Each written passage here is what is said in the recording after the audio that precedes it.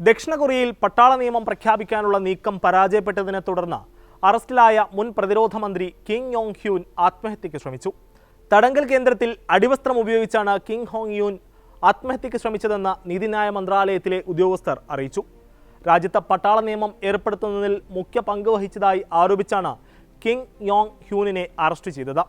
സൈനിക നിയമത്തിന്റെ പ്രഖ്യാപനവുമായി ബന്ധപ്പെട്ട കലാപാരോപണങ്ങളുടെ പേരിൽ 8-ാം തീയതി തടങ്കിലായ കിം ഹോങ് യൂനിനെ ഡിസംബർ 11-ാം തീയതിയാണ് ഔദ്യോഗികമായി അറസ്റ്റ് ചെയ്തത്.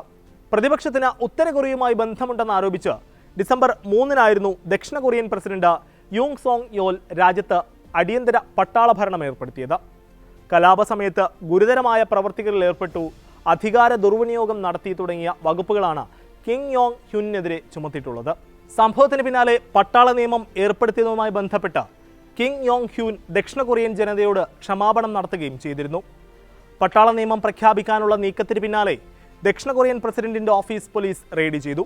പട്ടാള നിയമം പ്രഖ്യാപിച്ച രാത്രിയിലെ മന്ത്രിസഭാ യോഗത്തിന്റെ വിവരങ്ങൾ തേടിയാണ് അന്വേഷണ ഏജൻസികൾ എത്തിയതെന്നാണ് റിപ്പോർട്ടുകൾ. പ്രസിഡന്റിനെ ഇംപീച്ച് ചെയ്യണമെന്നാണ് പ്രതിപക്ഷം ആവശ്യപ്പെടുന്നത്. കഴിഞ്ഞ തവണ ഇംപീച്ച്മെന്റ് പ്രമേയം പാർലമെന്റിൽ അവതരിപ്പിച്ചെങ്കിലും ആവശ്യമായ ഭൂരിപക്ഷം ലഭിച്ചിരുന്നില്ല.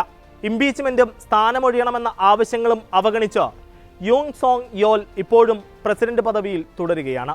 പ്രസിഡന്റിന് വിദേശ വിലക്ക് ഏർപ്പെടുത്തിയിരിക്കുകയാണ്. കൂടാതെ ദക്ഷിണ കൊറിയയിൽ പ്രസിഡന്റിനെതിരെയുള്ള പ്രതിഷേധവും ശക്തമായി തുടരുകയാണ്.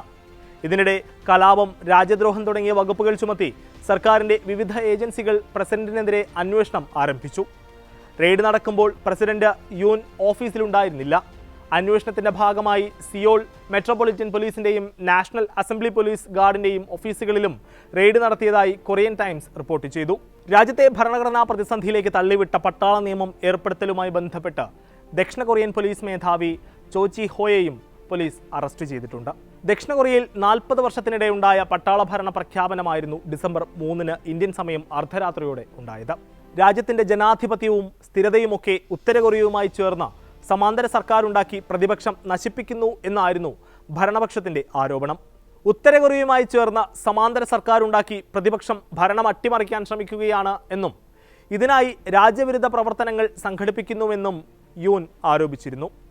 തുടർന്ന് പട്ടാള നിയമത്തിന്റെ ഔദ്യോഗിക പ്രഖ്യാപനമുണ്ടായതിന് പിന്നാലെ സൈന്യം പാർലമെന്റ് വളഞ്ഞു. ഇതോടെ രാജ്യത്ത് രാഷ്ട്രീയ പ്രവർത്തനം നിരോധിച്ചു, മാധ്യമങ്ങൾക്ക് വിലക്കേർപ്പെടുത്തി. എന്നാൽ ജനമൊന്നാകെ തെരുവിലിറങ്ങിയ വൻ പ്രതിഷേധ പ്രകടനങ്ങൾക്കായിരുന്നു പിന്നീട് രാജ്യം സാക്ഷ്യം വഹിച്ചത്. അസംബ്ലിയിലും പ്രതിഷേധം അലയടിച്ചു. എന്നാൽ സംഘർഷാവസ്ഥ നീണ്ടത് 6 മണിക്കൂർ മാത്രമാണ്. പ്രസിഡന്റിന്റെ പാർട്ടിയിൽ ഉൾപ്പെട്ടവരടക്കം അദ്ദേഹത്തിന്റെ തീരുമാനത്തിനെതിരെ വോട്ട് രേഖപ്പെടുത്തി. പിന്നാലെ നിയമം പ്രഖ്യാപിച്ച് കൃത്യം 6 മണിക്കൂറുകൾക്ക് ശേഷം പ്രസിഡന്റ് പ്രഖ്യാപനം പിൻവലിച്ചു.